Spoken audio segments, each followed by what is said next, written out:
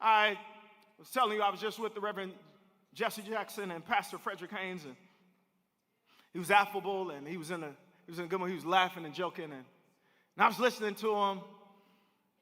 As his words are a bit fewer and farther in between now. I was standing there thinking of the living history that was sitting in front of me. Really a person who we need to honor and not treat as common while we still got him. So it sent me down a trail. I started to watch some of his speeches. He really is one of the greatest orators that our nation has produced. And he got that southern cadence, and I fell on one speech. It was his speech at the Democratic National Convention in 1988, where he got to the backside of that speech and he started to go on one of them Negro preacher runs. You know, y'all are used to black preaching, but the nation was not. He turned it on real big, and you could see people crying and their eyes are all open and their mouths are wide, and he's repeating a refrain. I understand.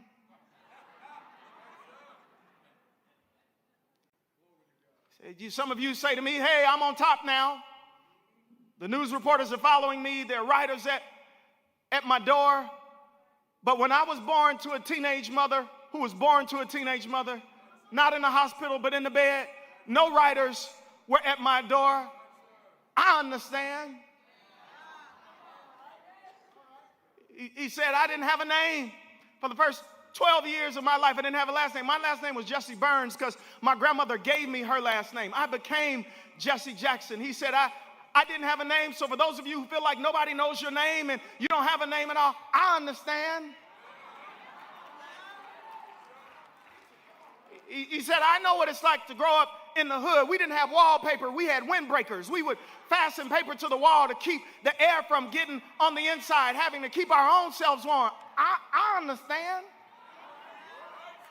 Said we had no food to eat at 3 o'clock on Thanksgiving. Mama was preparing somebody else's food on the other side of town, and when she came back home at 8 o'clock, we got to eat the scraps. And so if you don't have food to eat, I understand. And even in that, he changed the way that presidential candidates talk to us, because it's something to feel like a person who's way up at the top, who's got power and influence and resources, can actually literally identify with people down at the bottom. I understand. I came here this morning to tell you he didn't invent that. Jesus did.